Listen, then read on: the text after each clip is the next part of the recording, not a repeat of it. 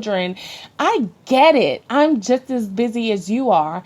But as I will keep saying, if you don't take care of yourself, how can you be healthy enough to take care of other people?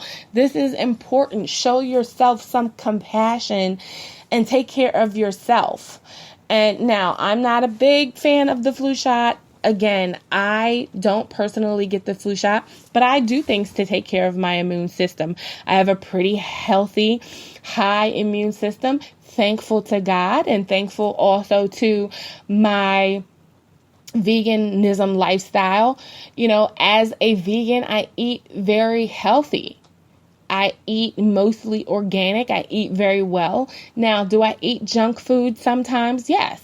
Vegans have junk food. We have things that we like to munch on and snack on. And yes, I eat crazy sometimes. During the holidays, I like to, splurge a little. But 80% of the time, 85% of the time, I eat pretty well. So, and I take care of myself. Do I have a long way to go? Am I like the pillar of health? No, but I do all right for myself. But, and when I'm talking to you about things, I have some of the tips that I can work on as well. But when you're talking about, vaccinations, because there's all these shots out there. There's these new shots. Well, they have the tetanus shot, and they're saying that even if you got the tetanus shot when you were a child, they're recommending that you have a booster shot as an adult.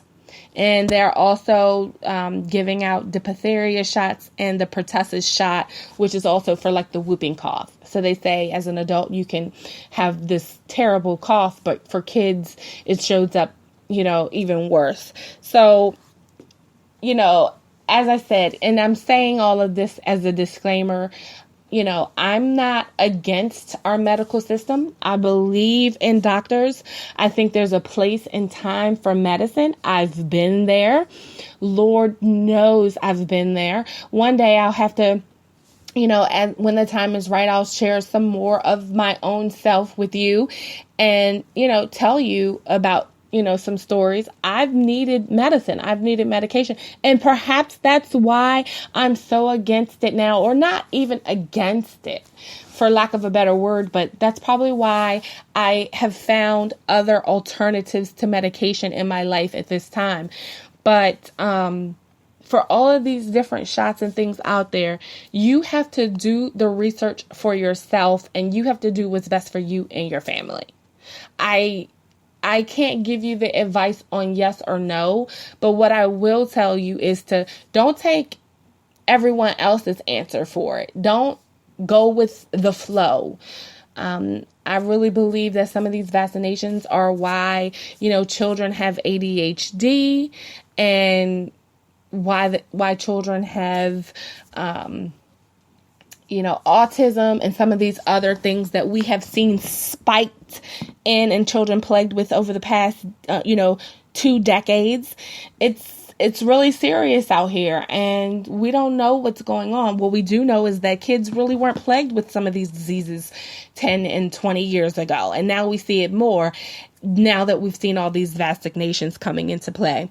So, do your due diligence. Look things up, research them, talk to other people and families who've gotten them, and then make the best decision for you. So that's all I'm going to say on that. In the meantime, cover up when you're out and about this holiday season, especially in this flu time. And just know one other thing about the flu shot is that even though you get the flu shot, it doesn't mean that you don't get the flu. They put a certain strain in these shots, and hopefully it covers the strains that's out there going around. If it doesn't, you're still going to get the flu because it's going to be a different strain other than what the flu shot is that you got.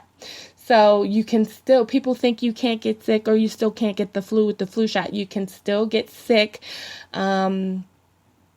So it's just about being careful. If you cover yourself up, you can lessen your chances. So wrap up, cover up when you're out and about this season, and reduce your chances. And if you're like me and you're a person who don't want to get the flu shot, it's better that you cover up. Keep your hands clean and washed. Adopt an attitude that, wash your hands like you're a doctor. It's a running joke with my friends and family that I, wash my hands like a doctor. And it's always been funny. But the great thing is that probably has kept me germ free a lot of times, because you can get germs and you carry germs on your hands. So if you're keeping your hands clean, I keep sanitizer in my car all year long. I know a friend of mine keeps baby wipes in the car. I don't know if they have the antibacterial baby wipes, but if so, those are best. Sanitizer will work it out for you. You'll probably have a little bit of dry hands, but who cares about dry hands if you keeping germs away? Because you can always touch up with some heavy duty lotion or hand cream. Okay, so that's my spiel on that. All right, so my fifth tip, I put tip 3 and 4 together because 4 was about keeping your hands clean and washed. And again, this is stuff that you can do right away. You can leave this broadcast and you can start these tips tonight, before you go to sleep, and wake up and do them. So my fifth tip is to take apple cider vinegar with the mother. Yes, I love this tip. I've been Snapchatting apple cider vinegar since March. I talk to people about it. I've been emailing people about it. Let me tell you, I am in love with apple cider vinegar with the mother. I need a sponsorship from Bragg, because I'm going to contact them and be like, are you going to pay me for this? Usually you will not hear me. Sometimes I do. I was going to say you don't hear me give out names and brands unless I'm getting paid for it or something. But if something's really good, sometimes you just cannot keep the secret. So there's all kinds of apple cider vinegar with the mother. I would say if it's apple cider vinegar with the mother, it's fine to use. I do have a favorite brand, and my favorite brand is Bragg. I think there's a couple of other brands out there which they are probably just as fine. Of course they are. But Bragg is just one of those brands. You know how, like, if you think of toothpaste, you think of Crest or Colgate. If you think of apple cider vinegar, for me, I think of Bragg. But of course, there's a couple of other brands out there that are probably just as good. But let me tell you, I swear by this. Between the good Lord and apple cider vinegar, I am A-okay. It does so many things, and you should just look it up. Even it tells you on the bottle. For me, I use it for headaches and migraines. I use it if my throat is sore. It's good for cold and flu. For fever, it can bring your fever down. It's great for blood pressure. It's great for skin issues. I mean, there's so many. I was looking at an article, I think, last year on uses for apple cider vinegar. I don't know. And I might even be able to pull something up now and find something. But I was looking for an article on, on the uses for apple cider vinegar. And this was like last year. And it was saying, it was like 32 uses or something. And it was crazy. And I'm seeing if I can try to find something for you right now. But it's crazy how many uses apple cider vinegar is for. And again, it has to be with the mother. I was just talking about it over the weekend. I went to a friend's housewarming party and we got on the on apple cider vinegar, and I've heard so many different things about it. Some people say that you have to dilute it, and some people take it straight. Let me tell you, I guess if you dilute it, it's okay. I guess you're still getting it in your system. The thing with it, it's very strong. So you have to be careful. You can't take it back like it's some water. You got to take it back with caution, like it's a strong shot of liquor or something, because it can burn as you go down. And they say that, it can burn your esophagus if you take too much. So some people dilute it. But so here's what I do. I take a teaspoon of it in the morning and I take a teaspoon of it at night. And when you take it in a little dose like that, it doesn't really bother you. I take it straight, no chaser. So I think it's okay to not dilute it if you're taking such a small amount. But if you take it as a teaspoon and it burns you, maybe you can dilute it a little bit. You just have to play with it a little bit, or maybe you can kind of look up some things online and see how to dilute it. But I was checking online right now, and there's 30 ways.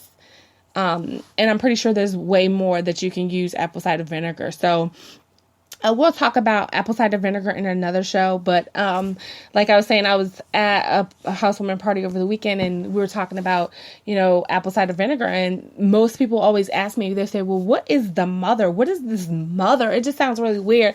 And I have to admit, when I was first thinking about taking it too, I was like, what is the mother? I don't want to drink nothing with the mother. I'm vegan. I don't want to drink the mother now. Hold up. So it sounds really funny, but if you take apple cider vinegar that doesn't have the mother, it's just a waste of your time. It's like, you might as well say it's like drinking water, because the mother is strands of good bacteria and enzymes and acidophilus and all those things, stuff from the earth, and that you need. And I just want to tell you, it's almost better than penicillin.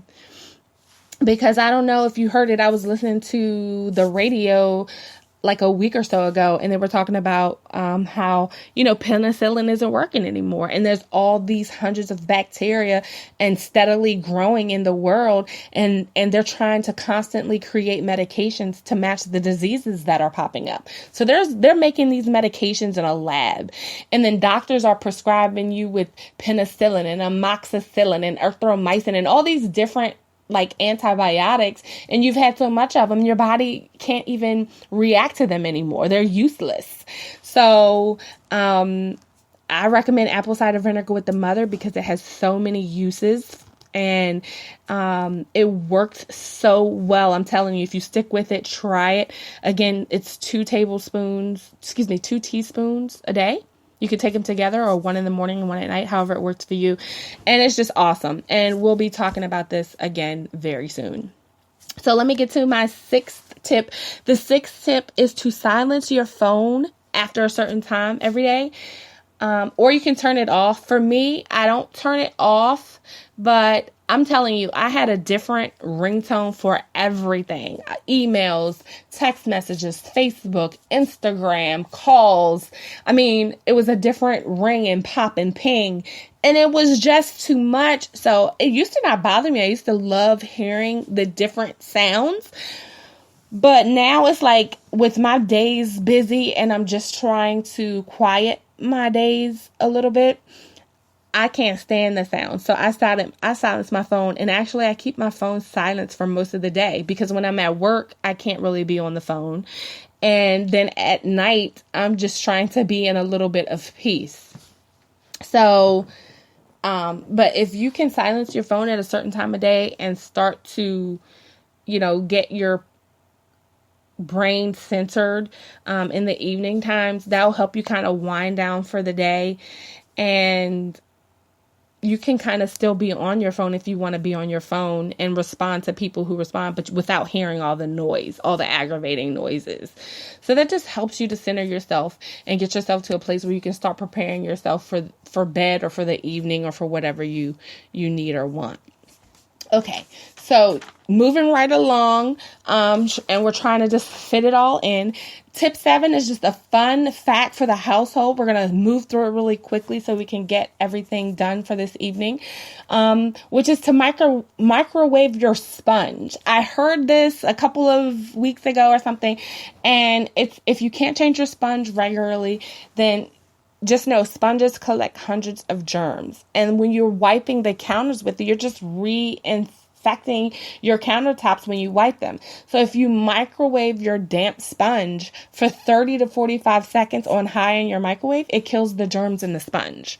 And that way you're not spreading germs. The heat in the microwave kills them, and you can keep that same sponge until it's ready to be thrown away, and it saves you a little bit of money. So that's a fun fact. Okay, so tip 8, the final tip of the evening for getting healthy. This is just so exciting to me. Go get moving. And we talked about it a little bit. This one, we've talked about, small steps, big results, doing the hokey pokey to wake up your nerves and stuff. But this one is to literally go get moving. Every little move counts. It feels great. It can stop the stress response immediately.